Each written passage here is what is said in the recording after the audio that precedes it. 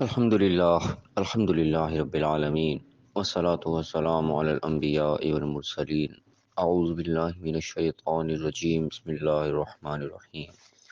رب اشرح لی صدری ویسر لی امری واحلل عقدۃ من لسانی یفقہوا قولی واجعل لی وزیرا من اہلی۔ محترم سامعین، السلام علیکم ورحمۃ اللہ وبرکاتہ۔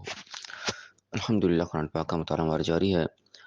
سورہ یونس کی آیت نمبر 23 تک ہم پڑھ چکے ہیں۔ آج انشاءاللہ آیت نمبر 24 سے آیت نمبر 27 تک پڑھیں گے۔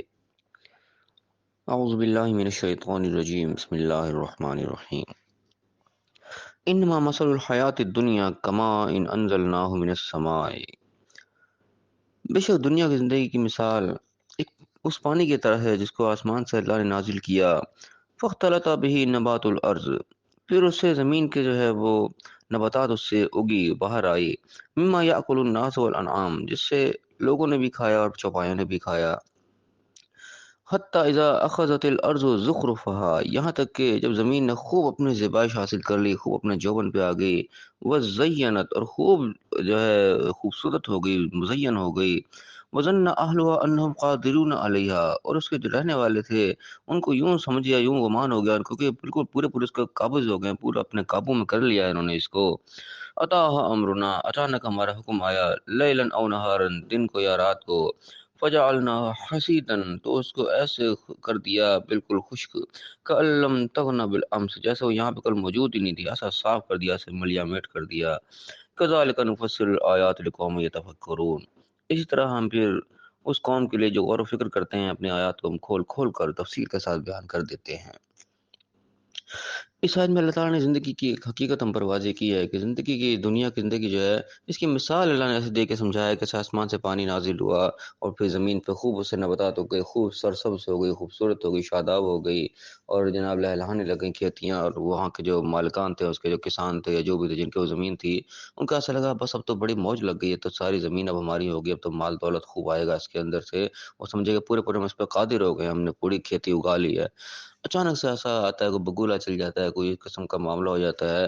راتوں رات یا دن میں کسی وقت بھی ایک دم سے وہ ساری کی ساری کھیتی اجڑ جاتی، بالکل ایسے مٹ جاتی، ملیا میٹ ہو جاتی، جیسے اس کا کوئی نام نشان ہی نہیں تھا یہاں پہ۔ یہ اللہ تعالیٰ نے زندگی کی حقیقت ہم پر واضح کی ہے، اور ہم تھوڑا سا غور کریں، اپنی آنکھوں سے دیکھیں تو بالکل ایسا ہی ہے۔ انسان بڑا تناور پھر رہا ہوتا ہے، بڑا جوش میں، اور بڑا تندرست صحت مند نوجوان، سارا کچھ ہوتا ہے یہاں پہ دنیا میں، بڑا دندناتا پھر رہتا ہے، مال دولت بھی ہوتا ہے، طاقت بھی ہوتی ہے، جوانی بھی ہوتی ہے، لگتا ہے شاید سارا کچھ میرے قبضے میں ہی ہے۔ اچانک سے پتہ لگتا ہے جناب، اگلے دن پتہ لگتا ہے وہ شخص ہے نہیں، دنیا سے چلا گیا، وہ اچانک سے ایسا مٹ جاتا ہے جیسے کبھی دنیا میں تھا ہی نہیں، بالکل اس کا نام نشان ہی ختم ہو جاتا ہے کہ دوبارہ پھر کوئی اس کی شکل تک نہیں دیکھ پاتا، بالکل ایسے جیسے وہ تھا ہی نہیں۔ تو یہ حقیقت بالکل ہم پر ایسے روز روشن کی طرح بالکل واضح ہے کہ واقعی انسان کی حقیقت ایسے ہی ہے۔ تو غور کرنے کی بات یہ ہے کہ اتنی کمزور اور اتنی ناپائیدار یہ دنیا ہے، جس کی بالکل ایک پانی کے بلبلے جیسی حیثیت ہے، اور اس کے پیچھے ہم اس طریقے سے لگے ہوتے ہیں کہ اللہ کے احکامات کو ہم پامال کر رہے ہوتے ہیں، روند رہے ہوتے ہیں، پتہ ہی نہیں ہوتا اللہ نے یہاں پہ کیا کہا، کیا نہیں کہا، ہم کس مقصد کے لیے دنیا میں آئے ہیں، اس کو ہم بالکل بھلائے بیٹھے ہوتے ہیں، اور اس زندگی کے پیچھے ہی ہم ساری دوڑ لگا رہے ہوتے ہیں جس کی وقت ہی کچھ نہیں ہے۔ تو یہ ایک لمحہ فکری ہے ہمارے لیے۔ تو اللہ کہہ رہا ہے کہ جو قوم یتفکرون، جو غور و فکر کرنے والے لوگ ہیں، اللہ تعالیٰ ان کے لیے اپنی آیات کھول کھول کر بیان کرتا ہے۔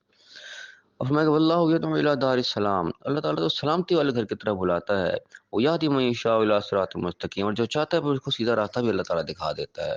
یعنی کہ اللہ تعالیٰ نے وہ راستہ بتا دیا ہے کہ تمہارا اصل ٹھکانہ وہ ہے دار السلام، جو سلامتی والا، امن والا جو ٹھکانہ گھر ہے، اس طرف تم نے آنا ہے، اصل تمہارا سفر ادھر کی طرف ہے۔ دنیا تو بالکل عارضی سی ہے، یہاں تو صرف تیاری کے لیے ہم آئے ہوئے ہیں، اصل تو ٹھکانہ وہاں پہ ہے۔ تو اللہ تعالیٰ ادھر کو بلا رہا ہے، اور جو بھی اس کی طرف کوشش کرتا ہے، تو کرتا ہے، اللہ تعالیٰ کو صراط مستقیم دکھا بھی دیتا ہے کہ یہ سیدھا راستہ ہے، اس پہ چل کے وہاں تک پہنچو، یہاں نہ بھٹکتے رہ جاؤ۔ کیا فرمایا کہ للذین احسنوا الحسنی وزیادۃ، جنہوں نے احسان کیا، اچھے اعمال کیے، ان کے لیے اچھا ہی بدلہ ہے، اور مزید زیادہ بھی اللہ تعالیٰ اپنی توفیق سے اور بھی ان کو زیادہ عطا کرے گا۔ ولا يرهق وجوههم قتر ولا ذلۃ، اور ان کے چہروں کے اوپر کوئی قدرت، کوئی ماندگی، کوئی تھکاوٹ، کوئی یا کہتے ہیں ذلت ہونا، غم نہیں ہوگا وہاں پہ۔ اولئک اصحاب الجنۃ هم فیہا خالدون، یہ اصحاب جنت ہوں گے، جنت والے لوگ ہوں گے، اسی میں رہیں گے۔ یعنی جنہوں نے اس دنیا کے اندر احسان کا رویہ اختیار کیا، اچھے اعمال کیے، حسن اعمال، حسنہ جسے کہا جانا چاہیے، وہ کیے، تو ان کا بدلہ بھی ان کو اچھا ہی ملے گا۔ کوئی ذلت و رسوائی کس قسم کی وہاں چیز نہیں ملے گی، اور جنت ان کو ملیں گی، جو اللہ تعالیٰ نے وعدہ کیا وہ جنت ان کو مل کے رہے گی۔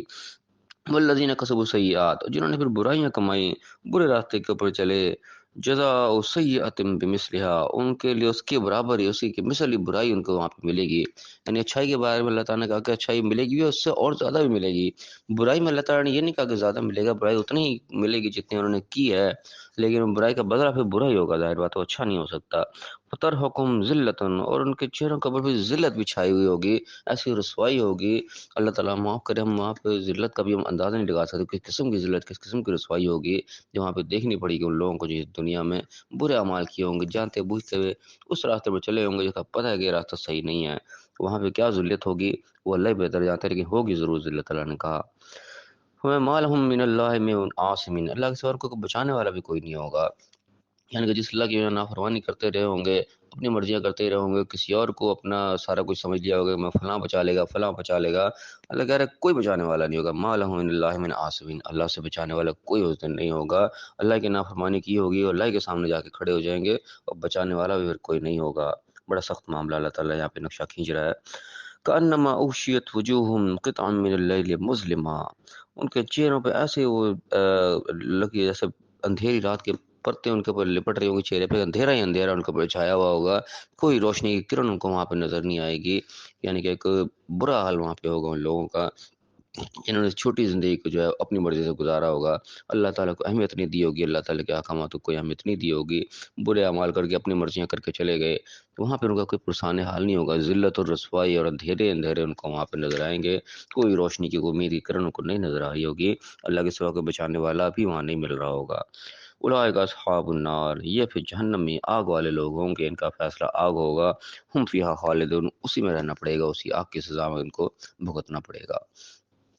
یعنی کہ بڑا اللہ تعالیٰ واضح طور سے بڑا سخت منظر یہاں پہ اللہ تعالیٰ کھینچ کے دکھا رہا ہے کہ جنہوں نے اچھے دنیا میں زندگی گزاری، دنیا کی سب سے پہلے حقیقت اللہ نے بتایا کہ دنیا کی حقیقت جو ہے بالکل ناپائیدار قسم کی ہے، کہ دنیا میں انسان دیکھتا ہے کہ بڑا مال دولت اس کے پاس آ گیا، کچھ بھی آ گیا، کھیتی کے اللہ نے مثال دی، پانی کی مثال دی، کہ یہ وہ چیز ہے جو انسان بالکل اپنی آنکھوں سے مشاہدہ کرتا ہے کہ کیسے کھیتیاں لہلہاری ہوتی ہیں، کیسے سرسبز ہو جاتا ہے، لیکن اس کے بعد بھی دیکھتے ہیں وہ خزاں آ جاتی ہے، کچھ بھی ہو جاتا ہے، بالکل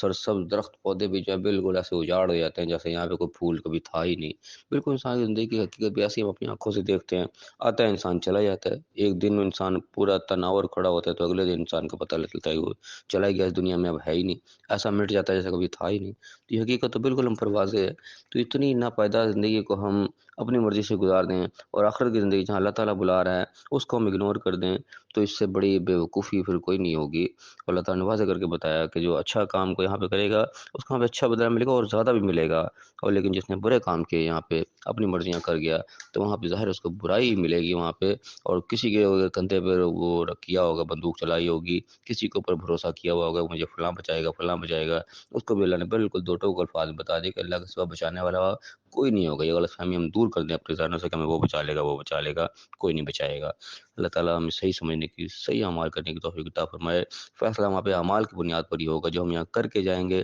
اسی کا بدلہ وہاں پہ ملے گا، تو اس چھوٹی زندگی کو اللہ تعالیٰ ہمیں اپنے احکام کے مطابق گزارنے کی توفیق عطا فرمائے اور دنیا اور آخرت دونوں جگہ کامیاب فرمائے، آمین۔ وآخر دعوانا الحمد للہ رب العالمین۔